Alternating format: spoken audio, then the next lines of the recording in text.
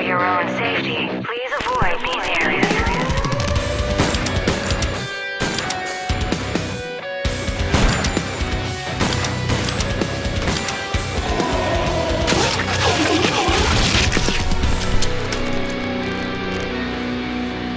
Yeah, Thierry.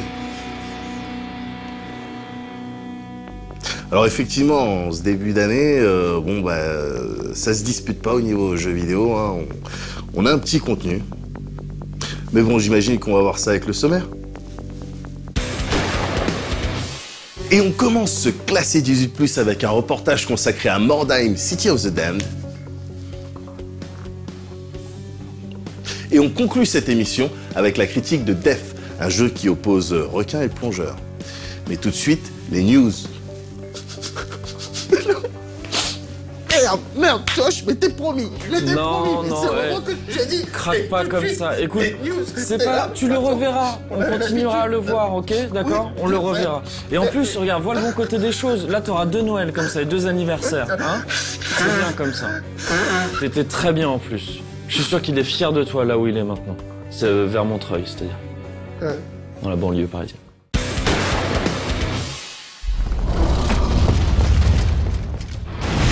On commence ces news avec Capcom et sa série Dragon's Dogma, qui s'apprête à donner dans le free-to-play. Dragon's Dogma Online, prévu a priori pour 2015, au Japon en tout cas, disposera des mêmes mécaniques que ses prédécesseurs.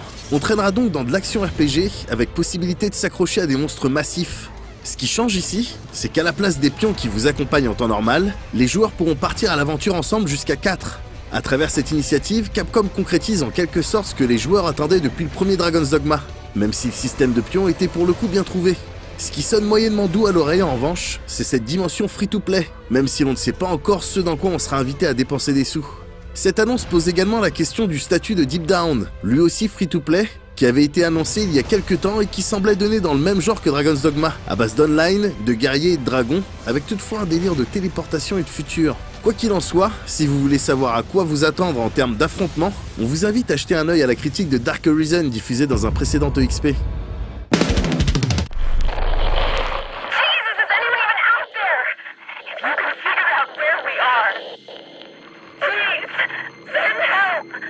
On reste avec Capcom et on parle de Revelations 2 maintenant. Il a effectivement été confirmé que le titre se pointerait avec de la microtransaction. Ces dernières ne concernent en revanche que le mode raid et non le mode histoire du jeu. Concrètement, si vous vous faites sécher au milieu d'une mission, vous pourrez revivre moyennant du cristal bleu ou rouge, les deux ayant exactement la même fonction. La différence se situe au niveau de l'obtention de ces derniers.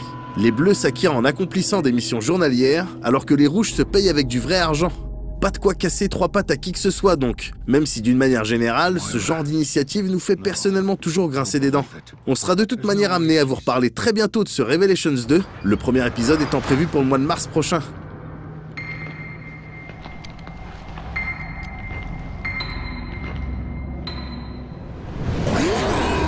Shit! What the hell is that thing? This island is completely crazy.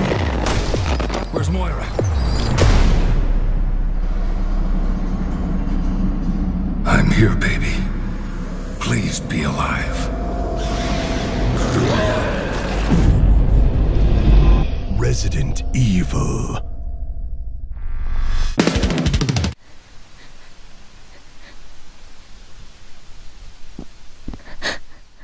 On switch complètement d'ambiance et on se mate le dernier trailer en date de The Hume Abductions, un jeu d'horreur avec de l'alien dedans développé par un studio indé argentin.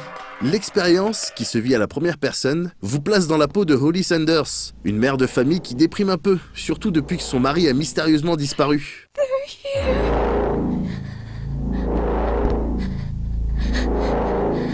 Il sera donc question d'aliens, de flip, de voyage dans l'esprit de l'héroïne, de révélation aussi. Bref, on aura semble-t-il de quoi manger d'un point de vue narratif et donc de quoi se chier dessus par la suite. Le jeu devrait sortir sur PC, Mac et PS4 cette année si tout se passe bien.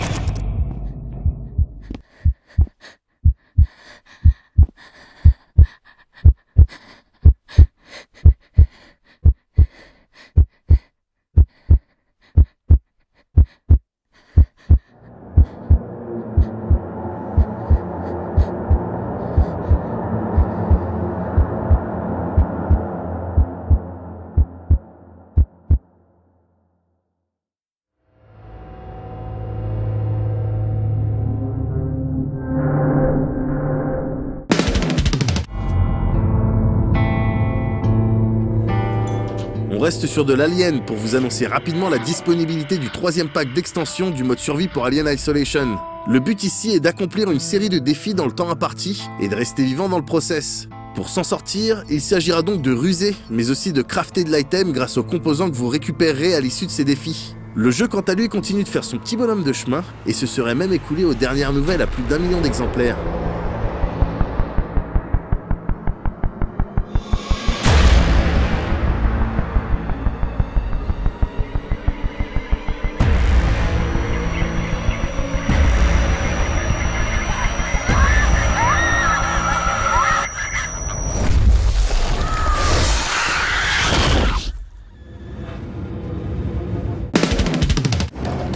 Herc, do you want to do the honors?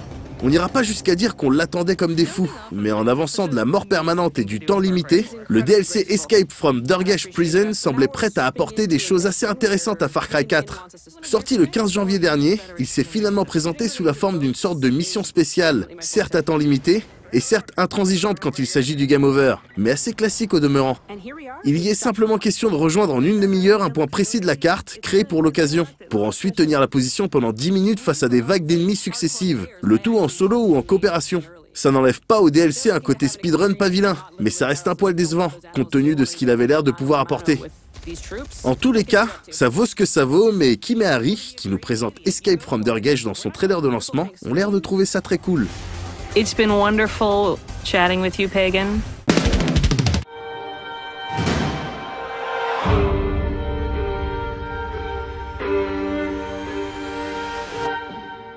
Toujours chez Ubi, on évoque rapidement Dead Kings, qui est désormais disponible pour tous les possesseurs de Unity, et ce gratuitement.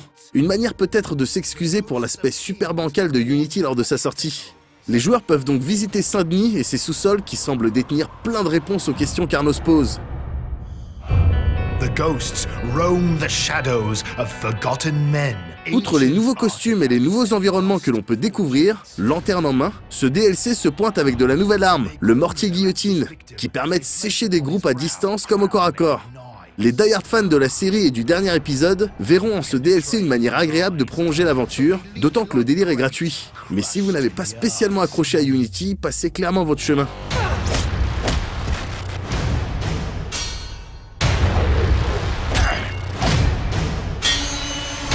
Many have died, but if you survive, you will discover the secrets buried within our past that no man has ever lived to tell.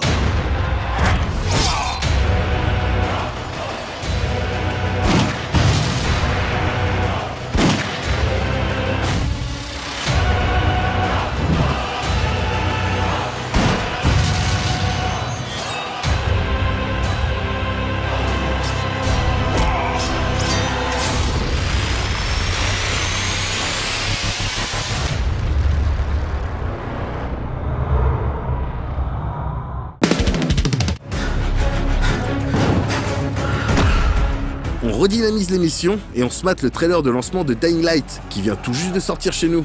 Pour rappel, cette action survival à la sauce parcours est développée par Techland, le studio à qui l'on doit le tout premier Dead Island. Du coup, on a affaire à une certaine expertise en matière d'extermination de zombies. Ici, on devrait a priori se faire plaisir à base de craft d'armes, de déclenchement de pièges, de sessions de jeu en coop et de gros moments de tension. On vous reparlera de toute manière de Dying Light, à l'occasion de sa critique super prochaine dans l'émission.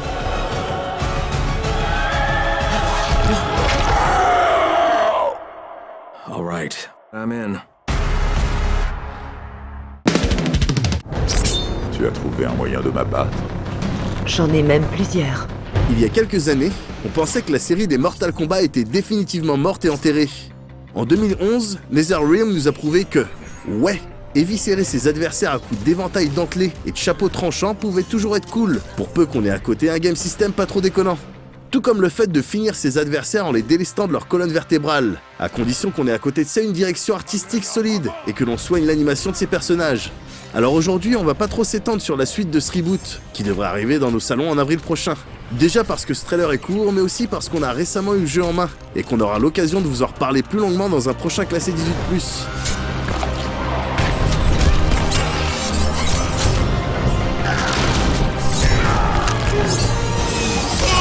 Finish him!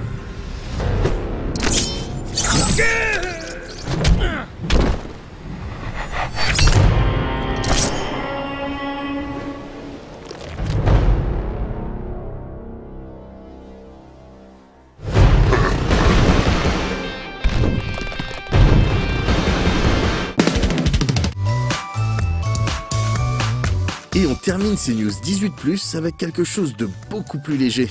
Du cul en l'occurrence. Bah ouais, faut bien marquer son territoire. Et Honeypop, ce jeu de drague avec des mécaniques de puzzle et de RPG. Le délire avait été lancé et rapidement financé sur Kickstarter en novembre 2013, atteignant presque le triple de ce que les développeurs demandaient. Les backers peuvent donc le récupérer dès maintenant. Ici, il est question de traîner avec de jeunes adultes aux nationalités et aux goûts différents, et en gros, de les faire kiffer en alignant des symboles de la même couleur. Ouais, c'est très sommaire, mais pour certains, ça fait le job. A noter que la version disponible sur Steam est visuellement un peu plus sage que la version originale.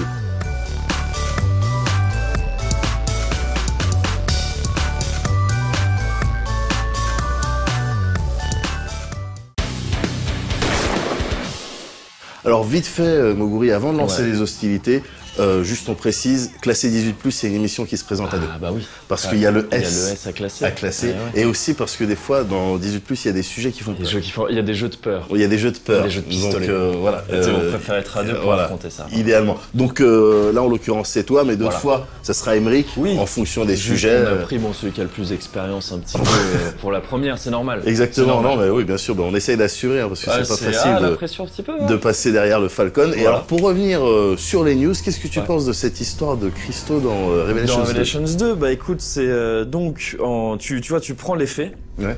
Dans ces cas-là, faut prendre l'effet. Donc t'as un jeu qui te propose d'acheter des cristaux pour pouvoir continuer à jouer dans un mode qui est le mode raid et qui a un store d'un délire de quête journalière. Voilà. Donc tu prends ces faits, ensuite par le truchement d'une analyse journalistique, t'en conclus quoi? Que les gens de Capcom, ils ont joué à Candy Crush, ils ont joué à Puzzle and Dragons, que les gens de Capcom, en fait, ils ont des téléphones portables sur lesquels ils jouent au jeu free-to-play du moment. Et ils se sont dit, bah tiens, on va tester. Ouais. Pourquoi pas? Mais ça serait idiot. Ce serait idiot de pas tester. Maintenant, tester ça sur un jeu qui n'est pas free-to-play à la base, bon, c'est peut-être un peu gourmand. Peut-être un petit peu gourmand, on verra. D'autant qu'en plus, en fait, ils testent un peu tout. Il manque juste le petit Kickstarter et le petit Early Access pour qu'ils aient tout testé, parce qu'ils se font aussi le coup de l'épisodique. Effectivement, alors ce délire épisodique, je vous avoue que moi, personnellement, je le comprends pas. Je le comprends dans les productions Telltale parce qu'il y a une forte dimension narrative. Donc les épisodes, ça te permet, si tu veux, de faire du cliffhanger de bâtard. Là, Life is Strange aussi récemment, on a tout à fait de Dontnod. Là, en l'occurrence, Resident Evil, bon attention zombie, on comprend pas trop. Ouais. Voilà, mais ça se trouve, ça va être bien. D'ailleurs, on va en parler dans le prochain classé 18+, donc vous aurez l'occasion de savoir si ça vaut le coup ou pas. Ce teasing est... Ouais. Et malheureusement, j'ai pas de transition, parce que je suis pas encore... tu vois, ça va venir, ça. Mais en attendant, en attendant, on va se mater le reportage consacré à Mordheim, City of the Damned. C'est tout de suite.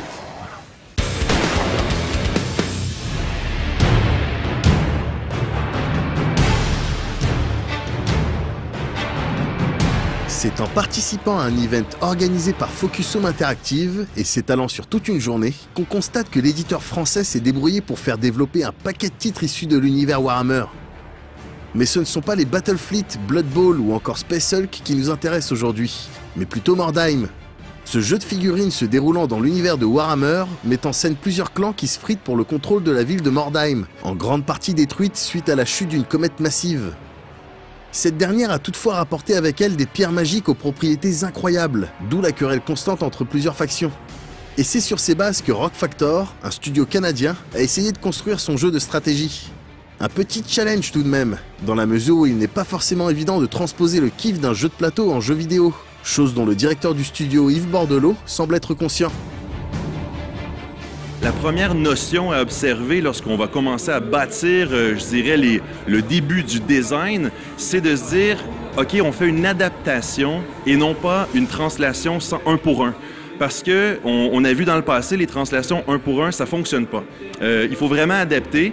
Et nous, on a une très proche collaboration avec Games Workshop, donc toutes les idées, toutes les adaptations, toutes les mécaniques qu'on a développées sont vraiment toujours en approbation directe avec le bureau de Games Workshop, avec les gens chez Games Workshop.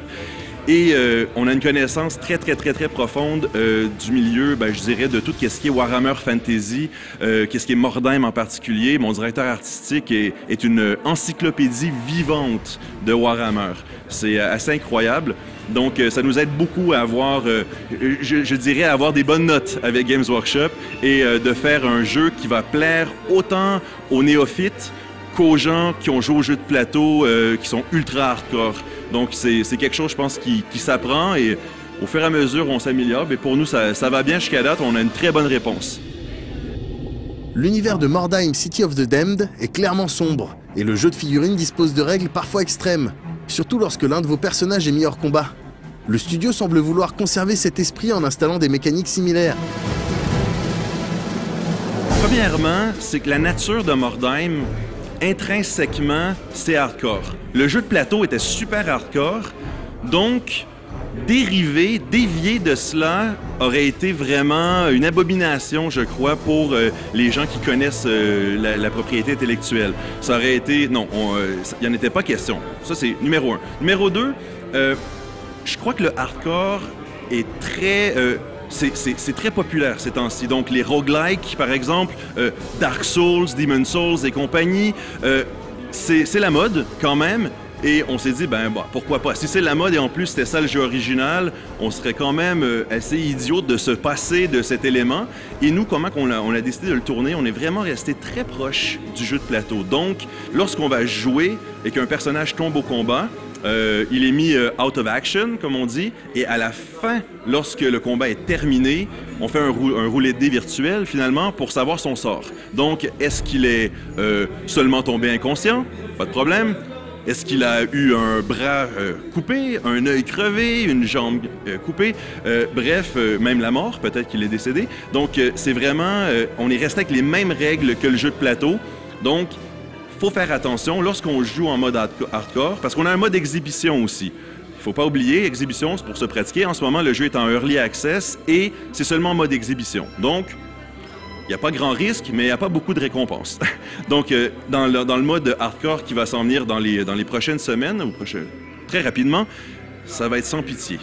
Donc, faut faire attention, on modifie la façon de jouer, on modifie comment on déplace nos unités, on est un peu plus peut-être conservateur dans certaines décisions, on est plus stratégiste. Et ça change beaucoup la dynamique. Il est important pour un jeu qui s'adresse principalement aux fans de la licence de prendre en compte les retours de ses fans, justement. Un des moyens trouvés par les acteurs de l'industrie est de s'inscrire dans un processus d'accès anticipé. Une méthode qui a en plus l'avantage de financer un projet en cours. On a une communauté qui est complètement géniale. Très impliqué dans le projet. Nous, le Early Access, c'était pas une question de financement. C'est une question de game balancing, une question de faire un jeu que les fans ont le goût de jouer. Nos fans, ils sont là, ils sont présents. Un bon exemple, c'était lorsqu'on a sorti le premier build de Early Access, les mercenaires du Reikland, leur range weapon, donc les handguns, je dirais les tromblons et compagnie, étaient quand même assez overpowered, comme on dit, assez OP. Et la communauté a fait comme, non, on devrait changer, ça devrait coûter plus de points d'action pour utiliser ces armes, ou les armes bâtardes à 2 mains devraient coûter plus de points d'action qu'une arme à 1 main, par exemple, et des choses comme ça. Et vraiment, ça, c'est un bon exemple que la communauté ont vraiment contribué au balancing et qu'on découvre des choses comme, OK, ça marche pas très bien, on va ajuster comme ça, etc., etc. C'est merveilleux. J'adore ça. Si le studio canadien s'est principalement inspiré du jeu de figurines pour établir les bases du game system de Mordheim, il compte parmi ses membres des die-hard fans de Grand Tactics, comme nous l'explique Yves. Moi, personnellement, je suis un fan fini de Tactical RPG. Donc même chez Wicked Studios à l'époque, Dawn of Heroes était un tactical qui était très influencé par les Fire Emblem, par les Final Fantasy Tactics, Disgaea et compagnie. Oui, Valkyria Chronicle a une place sacrée dans mon cœur. J'ai découvert ce jeu au Tokyo Game Show lorsqu'il était annoncé. C'était en japonais, je comprenais pas grand-chose, mais j'ai vu le truc, j'ai vu, waouh, c'est immersif. Tu es libre, il n'y a pas de case. Et ça, j'ai fait comme, un jour, je vais faire un jeu qui va être comme ça. Donc, c'est resté, ça fait quand même longtemps. Et bizarrement, l'année qu'on sort Mordheim en Early Access, t'as Valkyria Chronicle qui sort sur PC pour la première fois le même mois. Et j'ai fait, c'est un signe des dieux.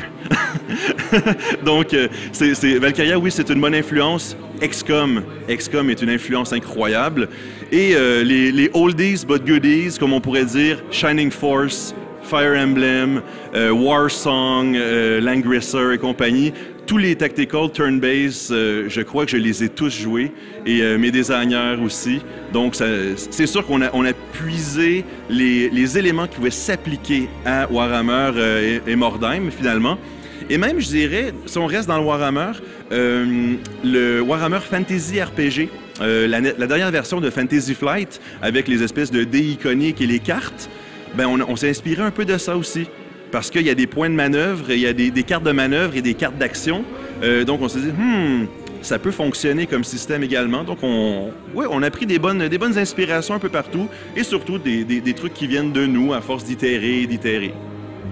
On espère qu'ils trouveront ainsi la bonne formule. Ceux qui veulent d'ores et déjà se taper dans Mordheim peuvent dès maintenant participer à l'accès anticipé sur Steam, moyennant quelques euros. Mais on ne saurait trop vous conseiller d'attendre une version définitive, et pourquoi pas une critique dans les normes en vigueur européenne, afin de savoir si le jeu vaut vraiment le coup.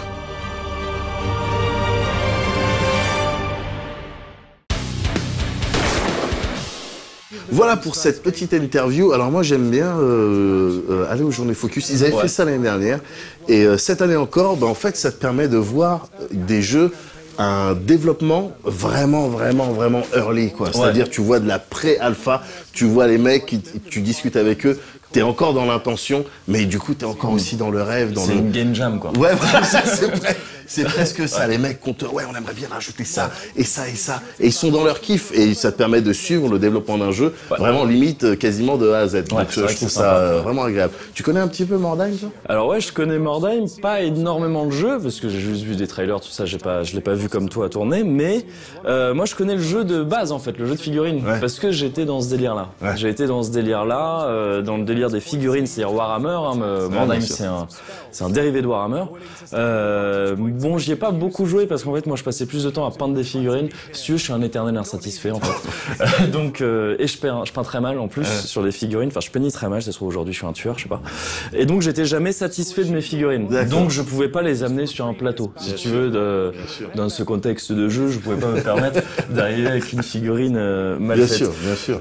Donc, je passais mon temps à les repeindre. D'accord. Au final, il y avait 1000 couches de peinture sur une figurine, c'était une masse informe, tu reconnaissais peut-être une épée qui dépassait. Mais je regardais, en fait, on avait une boutique en face de mon collège qui faisait des trucs comme ça, donc ils avaient le meilleur spot de la ville, et j'ai vu beaucoup de parties de Mordheim, tout ça, et dans ces trucs-là, je baignais pas mal dans ces trucs-là. Et du coup, c'est juste après, quand on est sorti, que t'as perdu ta virginité. Exactement. Quand j'ai décidé, tout ça c'est derrière moi, maintenant à moi les femmes. Les femmes mûres. Super. Toujours pas de transition, Moguri. Toujours pas, mais ce qu'on va regarder là, ça reste quand même intéressant. Donc, toi, le pros et les cons, voilà, c'est ça, faut voir après, on va se mater la critique de Death. C'est tout de suite.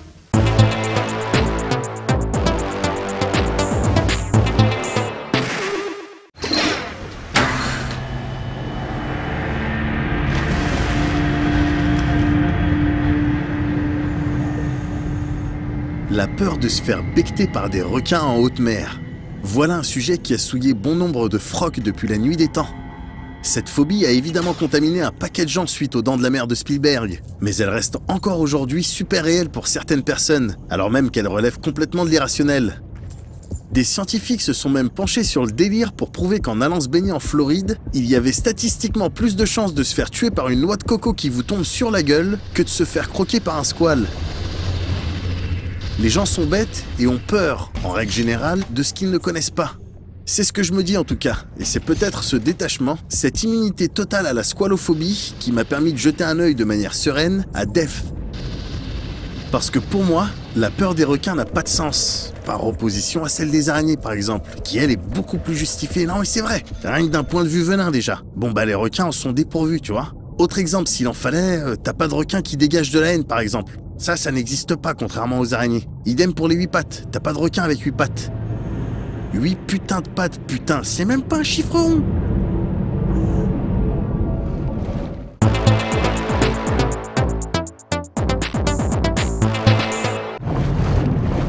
L'idée de créer un FPS multi dans cette ambiance était assez inspirée. On s'affronte donc en ligne, ou contre des bots, sur une demi-douzaine de maps, en choisissant le camp des requins ou celui des plongeurs. Ces derniers, au nombre de 4, ont pour objectif de looter un maximum de trésors dispersés un peu partout sur ces fonds marins. Dans leur mission, les plongeurs ont pour tâche d'escorter Steve, ce petit submersible chargé d'ouvrir des coffres et de stocker du butin. Il fait office de banque, c'est-à-dire que lorsque vous amassez des trésors, il faut revenir vers l'appareil pour que ces derniers soient comptabilisés. Steve fait ainsi un certain nombre d'escales avant de remonter à la surface, ce qui signe d'ailleurs la victoire des plongeurs. Mais ce scénario idéal est plutôt rare. En règle générale, le clan des requins vient foutre la merde quelques minutes après le début de la partie. En tant que squale, vous devez déchiqueter du plongeur en utilisant les attaques à courte ou à longue portée. Fait rigolo, lorsque l'on joue à la souris et qu'on chope une victime, il faut la secouer dans tous les sens. C'est super immersif. Anyway, les requins ne sont que 2 maximum, mais c'est largement suffisant pour installer une ambiance de merde en face. D'ailleurs, le fait de se faire croquer en tant que plongeur est toujours aussi soudain et surprenant. Dans cette épreuve un peu difficile, vous avez tout de même le maigre espoir de buter le requin à coups de chlasse, mais n'y comptez pas trop. Chaque camp dispose d'un nombre de vies limité. Il arrive donc un moment où vous ne pouvez plus respawn et être parfois condamné à regarder les survivants se faire étriper. Heureusement, chaque équipe possède des atouts non négligeables pour faire pencher la balance de son côté. Le butin amassé par les plongeurs sert par exemple à se stuffer. À la manière d'un Counter-Strike, vous gagnez des thunes au cours de la partie, en fonction de vos performances et de celles de votre équipe. Ces thunes peuvent être investies dans du nouveau matos, type harpon explosif, radar, mitraillette sous-marine ou encore mine par exemple. Les requins quant à eux, en plus de pouvoir défoncer certaines parois du décor pour mieux surprendre, gagnent des points de compétence à chaque victime. Points qu'ils dépensent ensuite dans des passifs du genre récupération de vie à chaque kill, ou encore des ailerons qui infligent des dégâts. Quel que soit le camp, il est donc indispensable de s'inscrire un minimum dans du teamwork. Un requin qui attaque seul un groupe de 4 plongeurs ne s'en sortira probablement pas. Idem pour l'humain qui s'éloignera trop de Steve par cupidité. A noter que le petit submersible peut également se faire endommager par les squales. Depth possède un deuxième mode de jeu, le mode mégalodon. Ici, une seule bête à chasser, un requin massif et dangereux qui affronte donc 5 autres joueurs. Pour le coup, l'arsenal des plongeurs s'upgrade de manière automatique en ramassant du butin et de la même manière baisse de niveau à chaque mort. Lorsqu'un joueur arrive à sécher le mégalodon, il prend alors sa place. Le but ici étant de générer un maximum de points en infligeant des dégâts.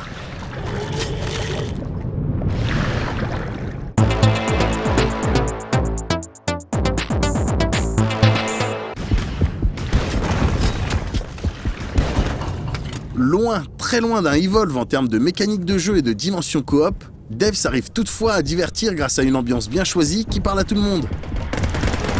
Une fois les commandes de montée et de descente assimilées, les contrôles s'envisagent comme n'importe quel FPS. On peut donc s'amuser relativement rapidement. Même si on ne s'attendait pas à un contenu ultra massif, Devs étant disponible pour un peu plus d'une vingtaine d'euros, on aurait tout de même aimé un peu plus de maps, de skins de requins et de personnages, et pourquoi pas, plus de modes de jeu.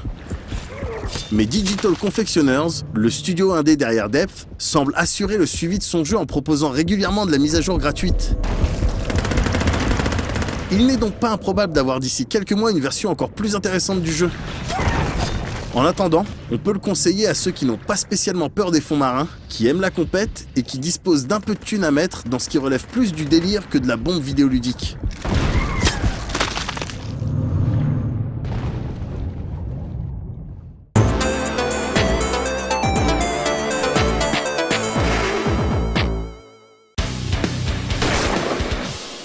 Voilà, donc les requins, ça n'a pas d'impact sur toi d'un point de vue phobique. D'un point de vue phobique, non, pas trop. Enfin, tant que je suis sur Terre, ouais. Ça me fait pas trop peur. Ouais, bien sûr. Non, mais pareil, tu vois, j'ai pas peur des requins, mais si je suis au large, oui. Et puis je vois des ailerons tourner autour de moi, bon, bah, il se peut que je souille mon caleçon de bain. Oui, et ça se verrait pas parce que t'es dans l'eau, c'est ça. Voilà, mais j'aurais peur de les attirer, parce qu'il me semble qu'ils arrivent à détecter des odeurs, des fluides, des fluides humains à plusieurs centaines de kilomètres. Cependant, c'est vraiment pas les plus dangereux apparemment. Alors c'est pas les plus dangereux. Du règne animal. Voilà, déjà je l'évoque dans la critique et j'ai envie de rajouter une couche. Tu sais que je suis un défenseur de la planète. Il faut savoir que Exactement, je suis un style de Radagast. T'as beaucoup plus de chances de te faire sécher par un cervidé, par exemple, et toute sa famille, que par un requin. Et toute sa famille. Et toute sa famille, c'est-à-dire, tu te fais... Non, mais c'est ce qui tue le plus ça fait partie des animaux qui tuent le plus d'humains. D'accord. Toi, derrière les migales du Mexique. Oui. Mais devant tous les autres. Donc, au bout d'un moment, faut arrêter avec les requins. Attention aux cervidés. Voilà, les requins, ce dans quoi ils tapent, ça reste du surfeur au final. Oui, et donc finalement, peut-on leur en vouloir? Peut-on vraiment leur en vouloir? Voilà, je crois que c'est sur cette réflexion qu'on va se quitter. De tolérance. Parce que je l'aime bien. En précisant que dans 2 semaines, donc, on aura un classé 18+, un petit peu plus massif, dans lequel on va beaucoup parler de zombies. Donc, en 2015. En 2015, on parle encore de zombies. Écoute, voilà. Et bien sûr, il y aura plein d'autres surprises. Oui, comme dans le Club Dorothée à l'époque. Exactement. Bien joué. À dans 2 semaines. Ciao.